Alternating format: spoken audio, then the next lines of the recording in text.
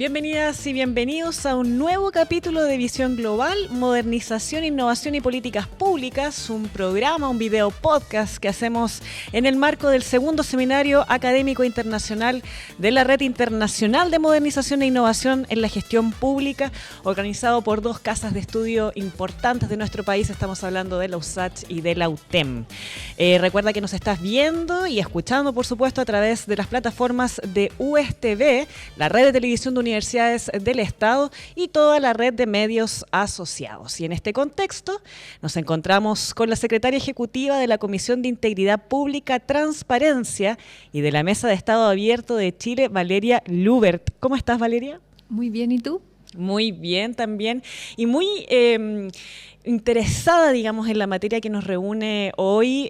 Hace muy poco, para quienes nos están viendo y escuchando, van a acceder a este material posteriormente, pero tu charla ya está disponible en las plataformas. Y nos reunimos precisamente para conversar sobre gobierno abierto, cuáles son los desafíos y las oportunidades. Y esto, en estos momentos, podríamos decir, es una instancia muy relevante para poder reflexionar sobre lo que está pasando hoy en Chile. Y en ese contexto, te quería partir preguntando, Valeria, ¿cuál es el análisis, la reflexión de lo que tú puedes observar en función de todas, digamos, las entregas de los informes? Pero ¿qué está pasando en nuestro país en materia de transparencia, de corrupción? Bueno, primero, cuando hablamos de transparencia, corrupción, se nos mezclan distintos planos. Uno es la percepción y otro es los estándares que efectivamente alcanzamos como país. Y ahí tenemos una brecha enorme. Tenemos una percepción de que somos poco transparentes, de 3 de cada 4 personas, según la última encuesta de Ipsos, estima que nuestro país es corrupto o muy corrupto, cuando si comparamos nuestros resultados en los indicadores de la OCDE que miden objetivamente cómo estamos a nivel de marcos regulatorios, estándares objetivos, estamos por sobre el promedio de la OCDE en todos los factores analizados: enfoque estratégico contra la corrupción, transparencia, regulación del lobby, conflictos de intereses, pero sin embargo la percepción es que somos muy corruptos, de todas maneras, perdón.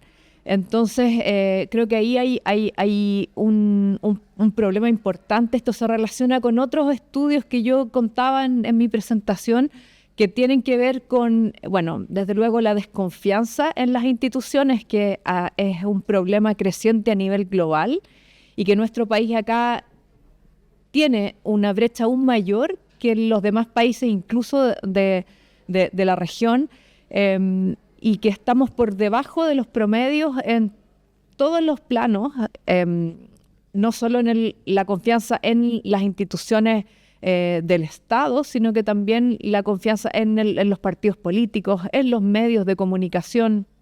Hay enormes desafíos y una brecha enorme ahí sobre la cual poner atención.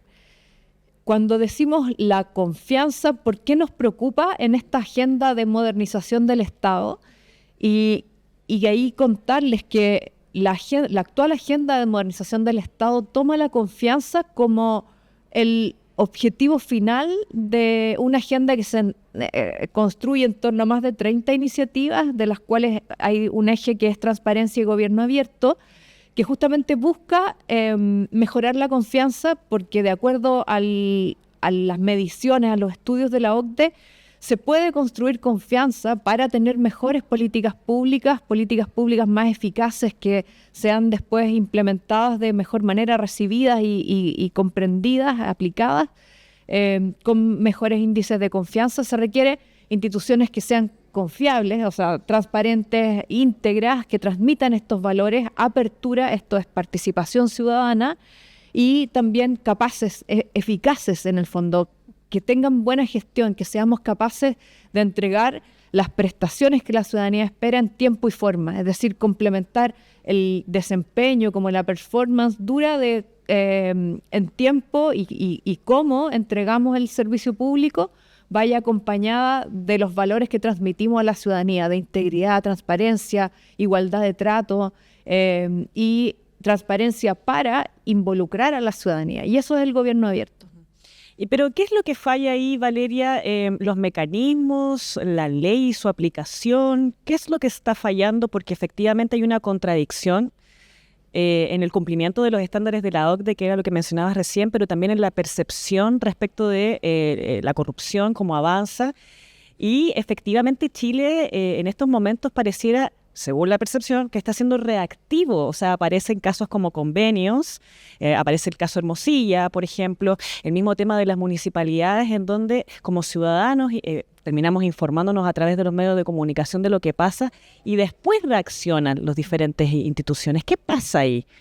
Sí, bueno, efectivamente la percepción tiene mucho que ver con casos que estallan y que impactan la opinión pública y que... ¿Cómo confío finalmente? Claro, pero en definitiva ahí hay algo que tiene que ver con la comunicación de lo que está haciendo el Estado y cómo se informa. Creo que acá los medios de comunicación tienen un rol muy importante. Valoro mucho lo que están haciendo ustedes como universidades públicas al tener un espacio para comunicar también en esto. Porque, por ejemplo, vemos el caso de Hermosilla. Sí. Y ahí es un caso que no es un caso de platas políticas, podríamos decir. Pero, sin embargo, cuando vemos el impacto que esto tiene, a quien más impacta es a la clase política.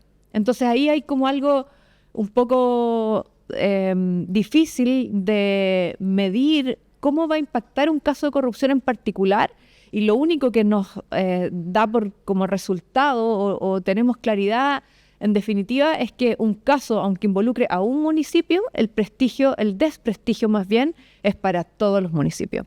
Si se involucra a una autoridad, por ejemplo, a un exministro del expresidente Piñera, se afecta de todas maneras a la clase política en su conjunto. Ahí vamos viendo cómo el impacto en definitiva siempre es desmesurado y tiene esto de afectar a todas las organizaciones. En el caso convenio, ahí era un caso súper, si pensamos en Democracia Viva en particular, sí, era un caso súper específico que no estaba articulado con otras fundaciones, pero sin embargo para la opinión pública se presenta como el caso fundaciones y se involucra a lo que está ocurriendo en muchas regiones del país donde no eran fundaciones, no era ni siquiera la misma fundación, ni era ni siquiera la misma autoridad. Muchos tenían que ver con organizaciones de regiones, en gobiernos regionales, y al final el impacto para las organizaciones de sociedad civil fue enorme. Sí. Su confianza o la confiabilidad de las organizaciones sin fines de lucro bajó enormemente para todas. O sea, no hay una distinción entre quién fue el responsable, sino que el impacto en el prestigio es generalizado. ¿Qué estamos haciendo desde el gobierno para enfrentar la corrupción? Tenemos una Estrategia Nacional de Integridad, que es la primera herramienta para combatir la corrupción y generar una cultura de integridad en el largo plazo que no es reactiva. O sea, independiente de que el gobierno sí reacciona y hay como reacciones frente a casos, esta estrategia busca anticiparse y tener un plan de trabajo con un horizonte de largo plazo, con una visión de Estado, y por eso se involucraron en la creación de esta estrategia más de 60 instituciones, no solo del gobierno, sino que de todos los poderes del Estado. Sí, diversas instituciones, y hablamos también de diálogos ciudadanos. O sea, esta estrategia tiene un enfoque técnico y además una mirada ciudadana. Ahora, el plan de acción son en un plazo de 10 años. Quería preguntarte respecto de la participación ciudadana, ¿por qué es importante, relevante que como ciudadanos nos involucremos? ¿Y qué cambios y impactos genera precisamente esta acción? Bueno, la participación ciudadana siempre se piensa como el control. Queremos abrir para que la ciudadanía vea cómo avanzamos y si es que estamos un poco atrás, nos haga rendición de cuentas o nos obligue nos cobre la palabra en definitiva. Y esa es una dimensión de la participación ciudadana. Nosotros nos importa eso y por eso habilitamos un monitor totalmente abierto que permite que la ciudadanía pueda conocer qué se está haciendo en concreto para cada una de las 200 medidas de este plan de acción.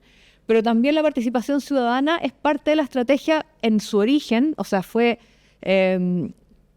determinante cuáles fueron los énfasis de la ciudadanía en el diagnóstico, y ahora en la etapa de implementación hay ciertas medidas que van a ser implementadas por la ciudadanía. Nosotros acá estamos trabajando con nuestro COSOC del Ministerio y Secretaría General de la Presidencia, justamente para que algunas de las medidas que tienen que ver con organizaciones sin fines de lucro sean implementadas desde las mismas organizaciones de nuestro COSOC. Es decir, ellas se toman esta bandera, esta tarea, para liderarlas frente al resto de las organizaciones de sociedad civil. Ahí la participación tiene que ver con la gestión pública. Ya no solo este rol de queremos que nos cobren la palabra y que nos saquen el pizarrón, sino que las involucramos para llevar adelante la política pública.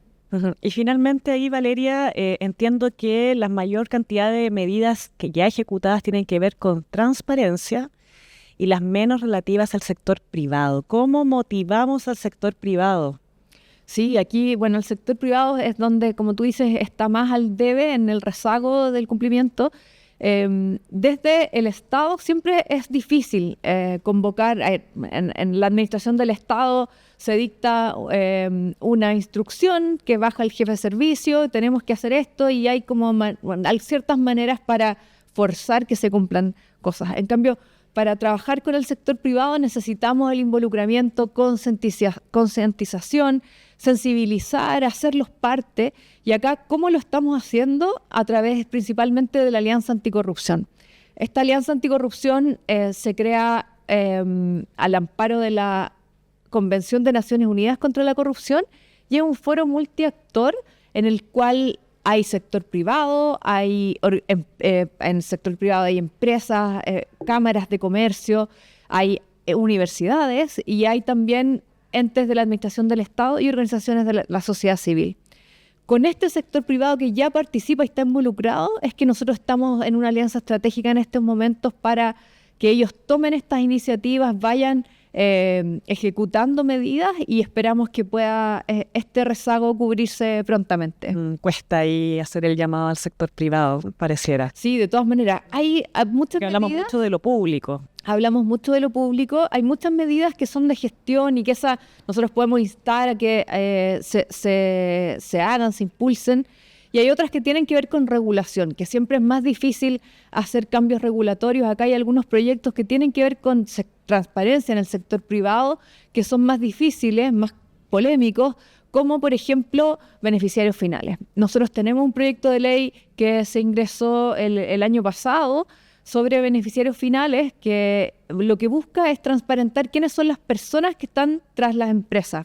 Casos como el caso Cascada, Panama Papers, o sea, muchos casos que nos muestran que lo fácil que es encubrir detrás de una serie de personas jurídicas que se crean como de papel, grandes fortunas y a veces negocios que no son tan lícitos, conflictos de intereses, y justamente un proyecto como este lograría transparentar, incluso tiene que ver con la seguridad, o sea, cómo logramos prevenir el lavado de activos, el financiamiento del terrorismo, y esas medidas legislativas que tienen que ver con el sector privado siempre son más difíciles de impulsar. Tanto por conversar, tantos temas que nos van a quedar afuera, pero muchísimas gracias, Valeria Lubert, secretaria ejecutiva, Comisión de Integridad Pública, Transparencia y de la Mesa de Estado Abierto de Chile, por conversar con USTV. Muchísimas gracias. Muchas gracias a ti. Y recuerda que puedes ver este y todos los capítulos aquí en USTV. Chao.